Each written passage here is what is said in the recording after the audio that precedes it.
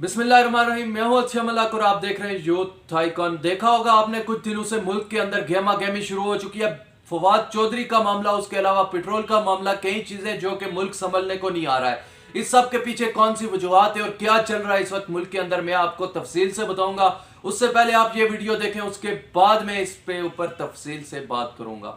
पाकिस्तान को next 1 year में 40 से 45 बिलियन डॉलर मिनिमम चाहिए, और वो ज़रूरत ना अमेरिका पूरी कर सकता है, ना वेस्ट पूरी कर सकता है, और अरब्स भी पूरी नहीं कर सकते। ऑल्दो के सऊदी अरब वगैरह जो मदद कर भी पाते हैं तो रिजर्व फॉरेन रिजर्व में रखने के लिए 2-3 बिलियन डॉलर दे देते हैं।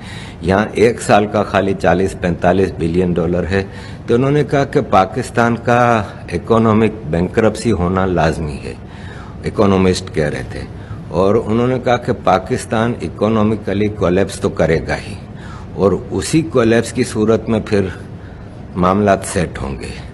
और उसमें सोमालिया की मिसाल दे रहे थे कि सोमालिया में जिस तरह एक वॉरलॉर्ड्स का मैदान है, गवर्नमेंट का वहाँ पे कोई हाल नहीं है, इसी तरह फिर पाकिस्तान का होगा कि मुख्तलिफ इलाकों में जिसकी चौधराहट है वो अपना हिसाब किताब चलाएगा, और पाकिस्तान में सरकार का एज सच कोई मेजर रोल रहेगा नहीं, और ऐसे में इंटरवीन करेंगी सुपर पावर्स।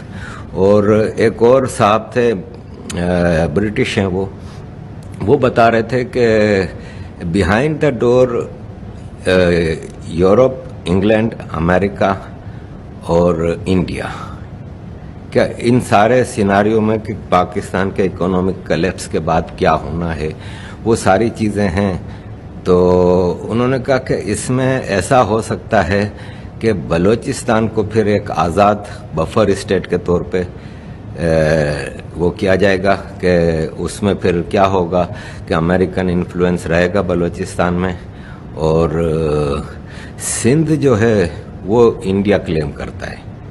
और इंडिया ने ऐसी बिहाइंड द डोर जो मीटिंग्स हुई हैं यूरोप, अमेरिका और इंडिया की, क्या व्हाट आफ्टर कोलैप्स, पाकिस्तान के कोलैप्स करने के बाद क्या सिनारियो होंगे, तो उसमें इंडिया ने क्लेम किया है कि सिंध हिस्टोरिकली हिंद है, और सिंध के बगैर हिंद का कोई हिसाब किताब नहीं है, और सिंध तो आफ्टर ऑल हमारा होगा। अब देखें, ये सब बातें प्राइवेटली आपस में हो रही हैं, इसमें कितनी ऑथेंटिसिटी है नहीं है, लेकिन जो सिनारियोस चल रहे हैं इसमें ये सारी बातें समझ में आती हैं कि ऐसा हो भी सकता है। तो मैंने उसमें सवाल किया कि पीओके गिलगित बल्तिस्तान, बोले वो तो आउट ऑफ क्वेश्चन है ना, वो तो इंडिया ने ऑलरेडी कहा हुआ है कि वो हमारा है, और उस पर अमेरिका और Europe after collapse of Pakistan उनको कोई एतराज़ नहीं है।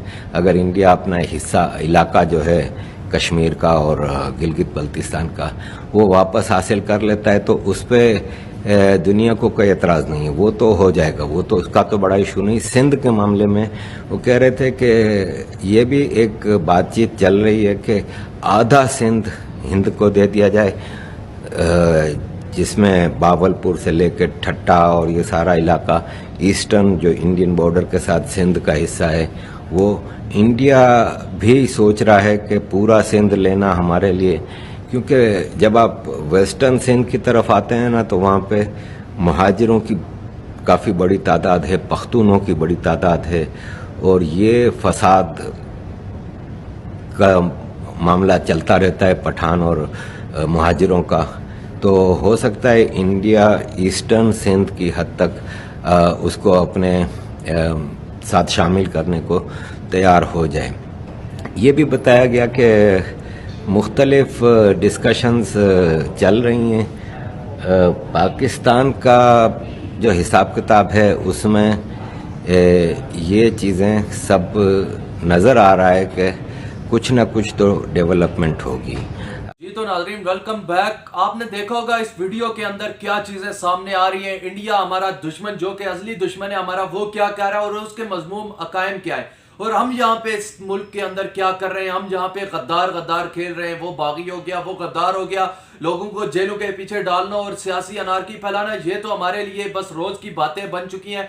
हमारी हुकूमत, पीडीएम हुकूमत, जिसको इसके बारे में कोई भी ख्याल नहीं है। آپ نے یہ اس گفتگو کے اندر خود سنا ہوگا کہ ہمارے دشمن اس وقت دنیا کیا سوچ رہی ہے ہمارے بارے میں اور ہم کس ڈگر پہ جا پہنچے ہیں. اس سب کے لیے آپ کو بھی سوچنا ہوگا اور یہ چیزیں کیسے ختم ہوں گی. یہ چیزیں تبھی ختم ہوں گی جیسے ان جیسے چور اور ظالم حکمران جن کے خلاف ہم جب تک اٹھ کے کھڑے نہیں ہوں گے تب تک یہ بات نہیں بنے گی, تب تک چیزیں ایسے ہی چلتی رہیں گی اور ہمارے دشمن آنکھیں کھول کے ہماری طرف دیکھ رہے ہوں گے.